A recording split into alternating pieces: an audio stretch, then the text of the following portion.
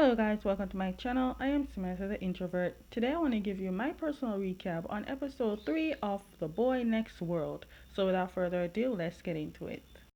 Okay, we at the crossroad where Sirius saved Pugan from almost being hit by a motorcycle. Honestly, Sirius' remark would not be mine. I would just yell at Pugan saying, "Are you out of your mind? You need to pay more attention to the road." But that's just me. Anyways, after confirming that Pugan is okay, they went somewhere to sit and talk. And Sirius keeps asking if Pugan is okay, and because of that, Pugan said he is not used to people caring for him the way Sirius cares for him. Pugan then said that ever since his father died, his mother left the country because she doesn't want to be in a place where it reminds her of him. Not saying that she's a bad person, but for Pugan, he chose to stay to be around what reminds him of his father. And Sirius understands that. Okay, so that's beside the point. Pugan here is excited because he said that he figured out a way he can send Sirius back to his world. Sir, there is no such world, but hey, humor me. Anyways, at night, Sirius woke up from what seems to be a nightmare, then mumbled to himself about not being able to tell Pugan the truth. But I want to know, what the hell is the truth? Is it what I know about you lying to Pugan about the parallel world, or did it have something to do with his father being dead? Sir, you is a mystery in itself. 4 minutes and Lumina's solution is crying. Then the title alone hurts my brain. Like, what? Who is the substitute? Okay, so they went to a medium, but the damn woman just doing shit work and trying to seduce herself to Sirius, which Sirius sees and decided to go and leave with Pugan, cause homeboy like, nah, forget this shit. It is cute how Pugan believes in this, but I am just like Sirius because this is a bunch of crap. You thought it was over? Oh no, Putin was very determined because the next one they went to is another crap because the man is talking about betrayal in war and was about to fight Sirius. And the last one, because trust me, it's the entire day they've been walking and finding answers. Dear God, all this one do was sprinkle holy water on Sirius' head. Trust me, the amount of water that's on this boy's head, it could literally grow rice. Pugan then apologized to Sirius because it's his fault they did not get anywhere, but Sirius said that he's just happy to spend the entire day with Pugan. I mean, looking at it, I ain't gonna lie, the two is match made from something. They are fit for each other. One that talks to themselves and the other is crazy. I ain't gonna lie, the way the last man keeps slapping that holy water in Sirius' head, I thought he was gonna slap the sense out of the boy's head. So back at school, we see girls asking Wim a bunch of questions about Sirius because they heard Sirius has been around with a guy and holding hands, but they don't like it because they know how Sirius is with others and wants to know what's so special about this guy, but Wim can't help them with that part of the information because he doesn't know either. Wim then looked back 2 years ago in time when he asked Sirius about not being in a relationship. And that time, Sirius basically said that it's a waste of his time, plus, his parents are very strict. Then Wim sees Pugin's friends to ask where Pugin is, but all this friend does is talk about the sky and the clouds. Damn it, everyone in this show is basically out of their minds. Well, in this part of the episode, are they even real? Anyways, Pugin got there, and then Wim went to talk to Pugin. Well, at least we see you using the computer doing trading. Are you even making money off this? Then Pugin texted Sirius telling him that Wim came to talk to him, but then Sirius told Pugin to never talk to Wim because it makes him jealous. With that response, Pugin and Homeboy think it's cute, but that should be the red flag of all red flag because the guy is telling you to not talk to his own friend because he's jealous. Then Pugin thought back to when Wim was talking to him, and Wim basically was showing concern, making it seem like Sirius would hurt Pugin, but Pugin told him that Sirius never hurt him. Okay, so this part of the recap will be confusing because it's confusing when I wrote it, but bear with me. Anyways, Wim said he knows Sirius likes Pugin, but Pugin must be careful with Sirius. But since Pugin said he's okay, and then because Wim thinks Sirius needs to go back to the hospital because he might be crazy, then he's talking shit. Pugin said that he doesn't believe Sirius is crazy. Then Wim told Pugin that he will leave Sirius to his care and that he can now be relieved of this responsibility. I don't think we can really understand the situation.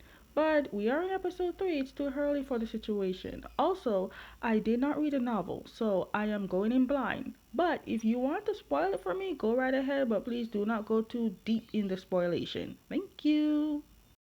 So now Pugin texts Sirius to go to the balcony, then Sirius sees the cup. This is Pugin's way of cheering the jealous Sirius. Sirius is crazy, but I do agree how he cares for Pugin. Pugin tells Sirius how he hears what people are talking about him, saying, and then Sirius asks Pugin how he feels, and Pugin says that he doesn't believe what people say about Sirius. I do love how they put out the colors of these characters' tones and emotions and characteristics because blue down here gives you ice cold and dark, and yellow up here brings out warm and bright. Now, since Pukin has come to this council room, the same girls that was asking question to Wim are asking question to Pugan. Sirius sees this and see that Pugan needs help with the girls, but Wim knows how Sirius is and decided to handle the situation himself. That's when Sirius came to sit beside Pugan and scare everyone who wants to be beside Pugan. And also, Sirius wants to help Pugan with his work. Anyways, Pugan was eating a snack and gave Sirius a piece of this snack. Wim shows a face of concern because Sirius never eats from anyone. You have to admit this is cute. Anyways, but Wim must understand. Pugan is not everyone. Wim then took Sirius aside to talk to understand why he is acting different with others and different with Pugan. To prove the point that he's making, these two girls came to give a snack to Sirius. Sirius waited until the girls leave and then he threw the snack in the bin. But then Wim made a comment that is very questionable. Wim said Sirius only spoke to Pugan once, but he also did something, but we don't know what he did.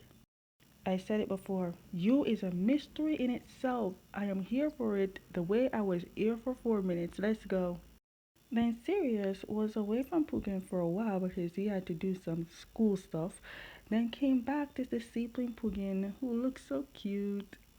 Sirius sees how cute Pugan is and tries to lean in for a kiss but changes his mind. Meme and Y have a good makeup artist because they made this boy so cute.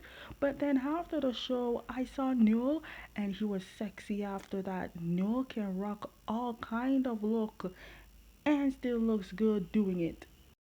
When Sirius was about to leave Pugin woke up also asked Sirius why he didn't kiss him, and Sirius said he couldn't without permission, so Pugin gave the permission. Let me tell you something. Boss and Neo kisses are top tier. I don't know how I will handle the sexy scene because I am still not over episode 4 NC scene in Love in the Hair. After that intense kiss, Pugani's expression is concern on him kissing someone else's boyfriend. Pugan, it's not real. Homeboy is single since the day he was born. Then, for some reason, the scene shifts to us seeing Pugan and Sirius in bed. But then we see Sirius is trapped in some kind of force field, seeing them in another room, and he's kind of like in a room, seeing it through a glass force field thingy. He tries to break free to get to the two lovers, but ended up transporting himself at the front door of Pugin's door. When he goes in the room, it turns out to be his room. Honestly, this is hurting my poor brain. Then he tries to go towards them, but keeps shifting to another room where he sees them again. And I wonder if this is a memory or some memory he fabricated but can't get to the real one. Then we see him in a white room. I knew it! He's crazy. He's in a psycho ward of rehab. Either that or he is in a lab. Then he woke up because apparently it's a dream. That's when he keeps saying he can't tell Pugin the truth. Damn it, what is the truth?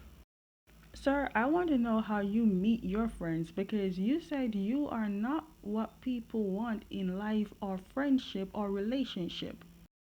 It started raining. Again, not sure what's wrong with the weather in this drama, but he again left his umbrella and Sirius texted him saying he came to pick him up with an umbrella. So Pugin rushed to leave and went to Sirius.